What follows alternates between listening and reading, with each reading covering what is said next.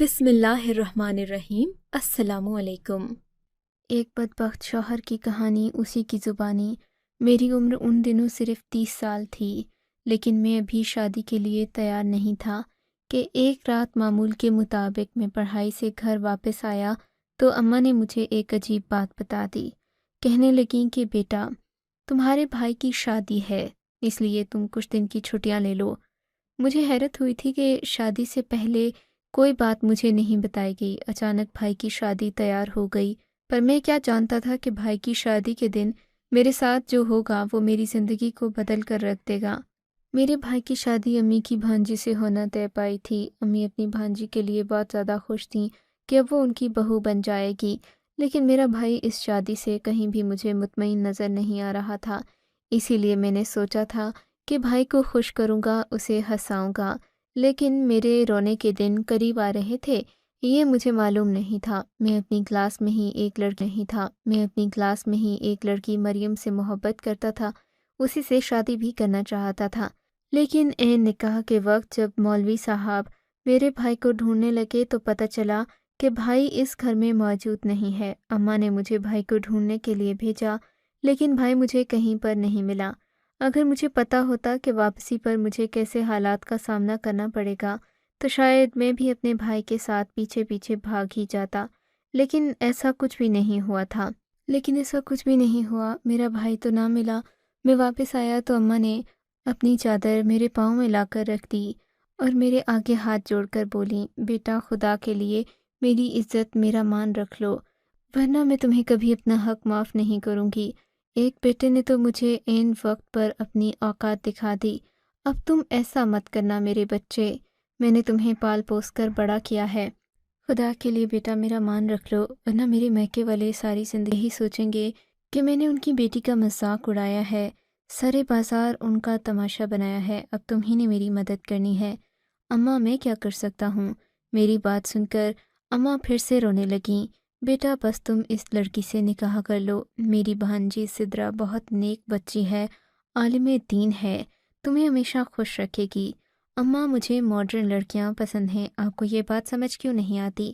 میں چڑھ کر بولا، مگر اماں کے آنسو مزید دیکھ بھی نہیں سکتا تھا۔ پھر ابا نے ایک ایسی بات کر دی جس نے کہ نہ صرف میرا حوصلہ بڑھایا بلکہ میرے دل میں لالچ اور حرص کی ایک نئی دنیا آباد ہو گئی۔ ابا بڑے غصے میں تھے، کہنے لگے، بیٹا، سبحان نے تو عین وقت پر ہم سے بے وفائی کر دی، پیٹھ دکھا دی اس نے، اگر مرضی نہیں تھی تو پہلے بتاتا۔ ایسی اولاد کا کیا بھروسہ جو بھرے زمانے میں انسان کو رسوا کر دے۔ اب میں اپنی 80% جائیداد تمہارے نام کروں گا۔ اگر تم اس بچی سے نکاح کر لیتے ہو، اسے اپنی عزت بناتے ہو، تو میں تمہیں اپنی ساری جائیداد دے دوں گا اور تمہارا بڑا بھائی اس میں کسی قسم کا حقدار نہیں ہوگا، پھر تم آرام سے ساری زندگی گزار سکتے ہو۔ ابا کی بات سن کر میرے تو رونگٹے کھڑے ہو گئے۔ ابا کے پاس بہت جائیداد اور زمین تھی، آج تک ابا نے ہمیں اس کی ہوا بھی نہیں لگنے دی تھی۔ ابا کا خیال تھا کہ اولاد کو پہلے ماں باپ کی جائیداد کے بارے میں نہیں، ان کے ادب اور حقوق کے بارے میں پتہ ہونا چاہیے، لیکن چونکہ اب یہ بہت بڑا موقع تھا، ابا نے کہا کہ وہ ساری جائیداد میرے نام کریں گے۔ ساتھ ہی ساتھ یہ بھی پتہ چلا کہ سدرا کے نام بھی کافی ساری جائیداد ہے۔ میرے ذہن سے ایک بہت بڑا بوجھ ہٹ گیا تھا۔ میں جو ایک عیاشی والی زندگی گزارنا چاہتا تھا، اس کے لیے سدرا جیسی نیک عالمہ بیوی تو بہت اچھی تھی۔ میں اپنی عیاشی بھی گھر میں بھی کوئی مسئلہ نہ ہوتا، سدرا گلا شکوہ بھی نہیں کر سکتی تھی، کیونکہ میں اس پر احسان کرنے والا تھا، اور بہت بڑا احسان۔ یوں میں نے منٹوں میں ایک فیصلہ کر لیا کہ میں سدرا کو ہی اپنی بیوی بناؤں گا۔ میں نے ہاں بھری تو اماں ابا مجھ پر جان نچھاور کرنے لگے۔ ابا بولے کہ بیٹا، میں تمہیں اتنا کچھ دوں گا کہ تم نے سوچا بھی نہیں ہوگا۔ ابا کی باتیں سن کر مجھے ایک نیا حوصلہ ملا۔ میں نے اسی وقت یہ نکاح قبول کر لیا۔ اماں ابا دونوں ہی بہت خوش ہوئے، لیکن میرے دل میں اب نئے لڈو پھوٹ رہے تھے۔ ابا کے پاس جو جائیداد تھی، اب میں بیچ بھی دیتا تو انہیں زیادہ فرق نہ پڑتا۔ میں نے ان سے تو یہی کہنا تھا کہ میں نیا کاروبار کرنے لگا ہوں، وغیرہ وغیرہ۔ سب لوگ میرے احسان تلے آ گئے تھے، کیونکہ اماں خوب جانتی تھیں کہ مجھے ایسی لڑکیاں پسند نہیں ہیں۔ اب میں نے سب کا مان رکھ لیا۔ میں سب کی آنکھوں کا تارا بن گیا۔ کمرے میں داخل ہوا تو وہ بھائی کا کمرہ تھا۔ کمرہ پھولوں سے، خوشبوؤں سے مہک رہا تھا۔ میرے سامنے شاید کہ اس گاؤں کی سب سے خوبصورت لڑکی بیٹھی ہوگی، پر میں نے اس کی شکل دیکھنا بھی گوارا نہیں کی۔ کرتا بھی کیوں کر؟ میں نے شہر میں رنگ برنگی لڑکیاں دیکھی تھیں، ہر رنگ کی، ہر قد کی۔ مجھے اس بات سے کوئی فرق نہیں پڑتا تھا کہ عورت خوبصورت کتنی ہے۔ میں یہ دیکھتا تھا کہ عورت بولتی کیسا ہے، اس کا مزاج اور شخصیت کیسی ہے۔ بس یہی باتیں میرے اوپر اثر انداز ہوتی تھیں۔ خیر سے سدرا کو تو میں نے کبھی دیکھا ہی نہیں تھا، نہ میں نے اس کی شکل دیکھی، نہ ہی میں نے اس کی آواز سنی۔ جب میں کچھ نہیں بولا تو سدرا نے خود ہی مجھے آواز دی۔ اس نے مجھے سلام کیا۔ کر دی نا تم نے دیسی لوگوں والی بات، شادی کی رات اپنے شوہر کو سلام کون کرتا ہے؟ وہ ذرا سا ہنس کر بولی، تو پھر میں کیا کر سکتی ہوں؟ آپ نے تو وہ بھی نہیں کیا۔ تم ابھی سے گلے شکوے کر رہی ہو؟ وہ میری بات، اللہ نہ کرے کہ میں آپ سے گلہ یا شکوہ کروں، میں نے تو ایسا کبھی نہیں سوچا۔ میں ساری زندگی آپ کے تابع دار رہوں گی، آپ کا حکم مانوں گی، کبھی آپ کی نافرمانی کرنے کا، گلہ شکوہ کرنے کا تو میں سوچ بھی نہیں سکتی۔ سدرا کی تابع داری اور اللہ میاں کی گائے والی فطرت دیکھ کر مجھے عجیب سی خوشی ہوئی تھی۔ میں جانتا تھا کہ ایسی بیویاں شوہروں کے سامنے زبان نہیں کھولتی، سو مجھے پوری آزادی ملے گی، میں جو چاہوں گا کروں گا۔ اچھا ٹھیک ہے، تم کپڑے بدل کر سو جاؤ، میں تھک گیا ہوں۔ جی اچھا۔ اس نے اٹھ کر اپنے کپڑے تبدیل کرنے کے لیے واش روم کا دروازہ کھولا۔ میری نظر اس کے پاؤں پر پڑی تو میں دیکھتا ہی رہ گیا تھا۔ اس کے پاؤں ملائم اور شفاف تھے، لگتا تھا جیسے کبھی اس نے کسی کی طرف نظر اٹھا کر یا کسی نے اس کی طرف نظر اٹھا کر نہیں دیکھا۔ واقعی میں وہ ایک پاک باز لڑکی معلوم ہوتی تھی۔ اس کے چہرے پر بھی عجیب سا نور تھا۔ جب وہ وضو کر کے باہر نکلی تو میں بس اسے دیکھتا ہی رہ گیا تھا۔ میرے دل میں اس کے لیے محبت جاگی، لیکن پھر وہ ساری لڑکیاں یاد آ گئیں جو میرے آگے پیچھے پھرتی تھیں، میرے لیے مرتی تھیں اور میرے لیے کچھ بھی کرنے کو تیار تھیں۔ پھر میں ایک عورت کو اپنا آپ کیوں سونپتا؟ اس میں کیا خاص تھا؟ صرف شکل؟ ہرگز نہیں۔ میں نے دل میں سوچا اور باہر آ گیا۔ لان میں آ کر میں نے سگریٹ سلگائی۔ تھوڑی ہی دیر کے بعد اماں بھی وہاں پر آ گئیں، میرے سر میں ہاتھ پھیرتے ہوئے بولیں، بیٹا پریشان نہ ہو، تمہاری بیوی لاکھوں میں ایک ہے، تم دیکھ لینا، زندگی بھر تمہیں خوش رکھے گی۔ ایسی نہیں ہے کہ ہر دوسرے تیسرے سے بات کر لے، بڑی خاص بچی ہے اور تم قسمت والے ہو جو اس کے شوہر بنے ہو۔ ایسی لڑکیاں آج کل ڈھونڈنے سے نہیں ملتی۔ ہاں اماں، آپ صحیح کہہ رہی ہیں، بس میں نے تو آپ کی چادر اور آپ کے مان کے لیے یہ سب کیا، ورنہ مجھے ایسی لڑکیاں خود نہیں پسند۔ میں خوش ہوں۔ میں نے سعادت مندی سے سر جھکا لیا تو اماں مجھے دعائیں دینے لگیں۔ چلو بیٹا، نئی نویلی لڑکی ہے، دلہن ہے، تم جا کر اس کے پاس بیٹھو، اس کا دل بہلاؤ۔ ہاں اماں، میں جا رہا ہوں۔ میں سر جھکا کر اندر آ گیا۔ میں نے دیکھا میری بیوی چائے نماز پر بیٹھی نماز پڑھ رہی تھی۔ نہ جانے کیوں اس کا صبر دیکھ کر مجھے اسے تنگ کرنے کا دل چاہ رہا تھا۔ میں نے اسے دیکھ کر طنزیہ جملہ کسا، تم نے ایسے کون سے گناہ کیے تھے شادی سے پہلے کہ اب چائے نماز پر بیٹھ کر ان کی معافیا مانگ رہی ہو؟ کوئی تو وجہ ہوگی، کچھ تو کیا ہوگا تم نے اپنے ماضی میں کہ تم اتنی نادم ہو۔ میری بات سن کر وہ مسکرا دی اور بولی، میں تو آپ کی سلامتی اور لمبی عمر کی دعا مانگ رہی ہوں، میرا ایسا کوئی گناہ نہیں۔ ویسے ہم سب گنہگار ہیں، ہمیں اللہ سے معافی مانگنی چاہیے، ہدایت کی دعا کرنی چاہیے۔ کیوں، تمہیں کیا لگتا ہے میں جہنم میں جاؤں گا؟ میری بات سن کر اس نے میرے پاؤں چھوئے۔ مجھے یہ سب اب بناوٹی لگ رہا تھا، کہیں سے بھی وہ مجھے حقیقی معلوم نہیں ہو رہی تھی۔ اس کا صبر مجھے مزید غصہ دلاتا۔ اگر تھوڑا سا غصہ شاید وہ بھی کر لیتی تو میں نارمل ہو جاتا یا سمجھتا کہ وہ بھی میرے جیسی انسان ہے، پر وہ تو فرشتہ صفت انسان بن رہی تھی۔ اس کے کپڑے، اس کے چلنے پھرنے کا اور بولنے کا انداز سبھی ایسا تھا۔ خیر میں نے اپنی بیگم سے اور ایسی کوئی بات نہیں کی تھی، لیکن میں یہ بات جان گیا تھا کہ وہ ایک شریف عورت تھی۔ میں ابھی یہ ساری باتیں کر ہی رہا تھا کہ میرے کمرے کے دروازے پر دستک ہوئی۔ رات کے 12 بجے تھے۔ مجھے حیرت ہوئی کہ اس وقت میرے کمرے کے دروازے پر دستک کون دے رہا ہے۔ دروازہ کھولا تو سامنے ابا جی کھڑے تھے، آنکھوں میں آنسو لیے اور چہرے پر ملے جلے سے تاثرات۔ ابا مجھے دیکھتے ہی میرے گلے سے لگ گئے۔ ابا کی خوشی میری سمجھ سے باہر تھی۔ کیا بات ہے ابا، آپ کیوں خوش ہو رہے ہیں؟ میں نے ہنستے ہوئے ان سے پوچھا۔ بیٹا بات ہی ایسی ہے کہ میرا خوش ہونا تو بنتا ہے، تم میرے کمرے میں چلو۔ میں ابا کے کمرے میں گیا تو کچھ کاغذات ان کے بیڈ پر بکھرے پڑے تھے۔ یہ کیا ہے؟ میرے دل میں جائیداد والی بات تھی۔ بیٹا، مجھے عمرے کے لیے اللہ تعالیٰ نے بلا لیا ہے، ابا یہ کہہ کر پھر مجھ سے لپٹ گئے تھے۔ شاید کہ ابا کی عمرہ درخواست قبول ہو گئی تھی۔ ابا اور اماں دونوں ہی بہت خوش تھے۔ ان کی خوشی دیکھ کر میں حیران ہو گیا تھا۔ وہ کب سے اس کام کے لیے محبت سے کوشش کر رہے تھے۔ ابا کے دل میں مدینہ دیکھنے کی بہت تڑپ تھی۔ مجھے بھی ابا کی خوشی دیکھ کر خوشی محسوس ہو رہی تھی۔ ابا کہنے لگے، بیٹا میں نے سوچا تھا کہ ایک بار تم میں سے کسی ایک کے فرض سے فارغ ہو جاؤں تو پھر میں بھی اللہ کا گھر دیکھنے، اس کے گھر کا طواف کرنے جاؤں گا، لیکن تم لوگوں کی ذمہ داریوں نے مجھے یہاں سے ہلنے نہیں دیا۔ اب سب سے شیطان بیٹے تو میرے تم ہی تھے۔ تمہارا نکاح کرنے کے بعد اطمینان ہے، اب وہ نیک بچی سدرا تمہیں سنبھال لے گی، تمہیں بھٹکنے نہیں دے گی۔ اسی لیے میں نے سوچا ہے کہ میں ایک بار یہ فریضہ بھی ادا کراؤں، اللہ کا گھر دیکھاؤں، پھر اگلے سال اللہ نے چاہا تو میں حج بھی کروں گا۔ ابا تو خوش تھے ہی، ساتھ مجھے ایک اور بات کی خوشی تھی۔ خوشی اس بات کی کہ ابا اور اماں 15-20 دن کے عمرے کے لیے جا رہے تھے۔ اب ان 20 دنوں میں اس گھر میں اکیلا ہوتا۔ میں نے سوچ لیا کہ میں سدرا کے ساتھ ایک ایسی بات کروں گا کہ مجھے اسے کہنے کی ضرورت نہیں پڑے گی اور وہ خود ہی ایک گھر چھوڑ کر چلی جائے گی۔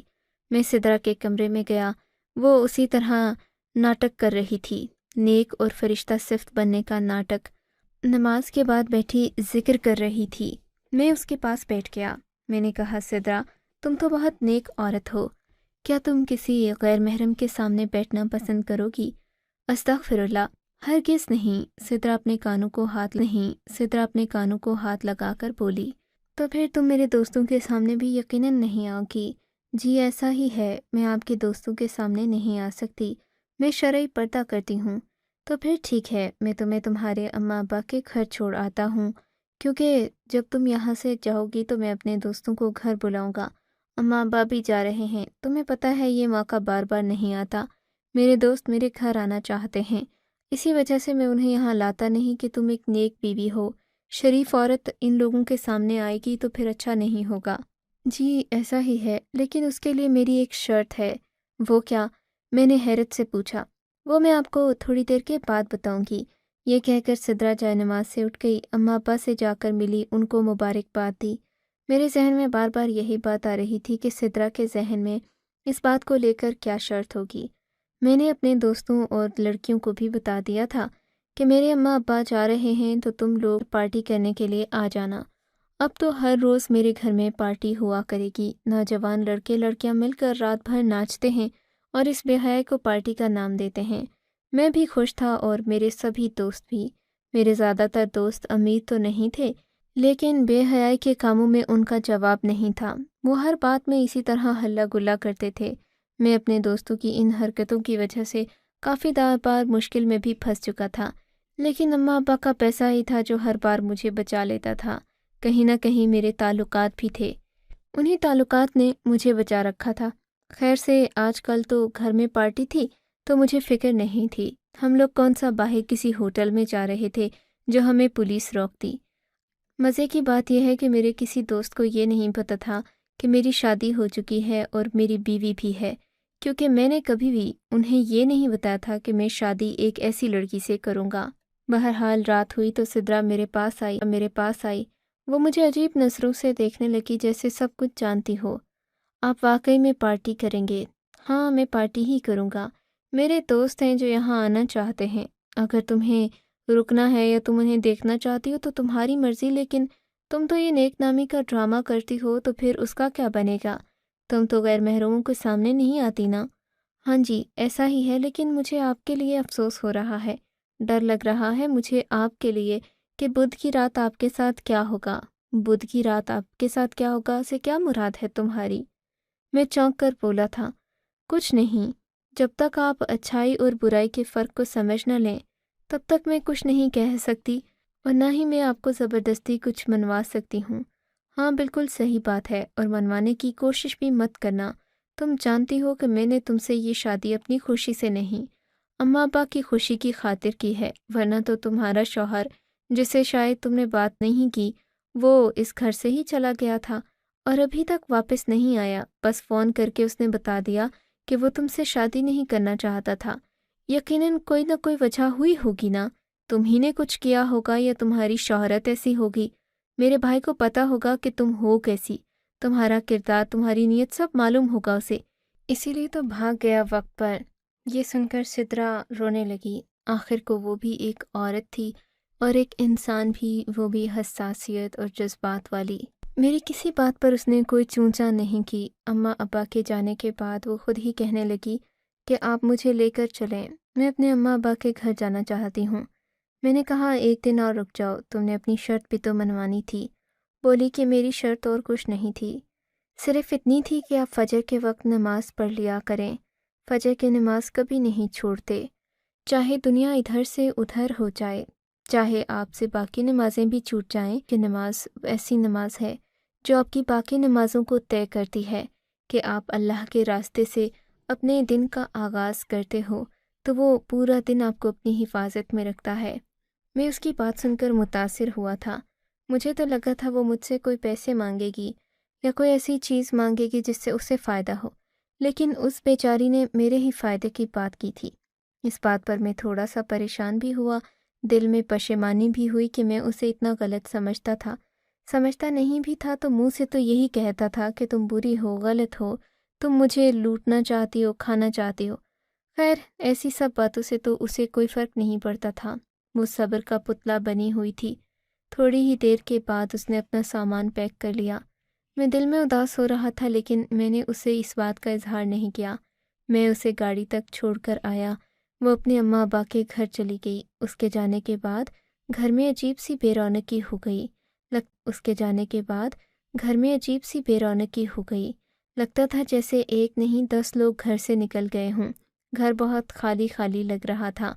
میں نے گھبرا کر جلدی ہی اپنے دوستوں کو کال ملائی، ان سے کہا کہ گھر خالی ہو گیا ہے، اب تم لوگ 7-8 بجے رات کے آ جانا۔ میرے دوست اسی موقع کے انتظار میں تھے۔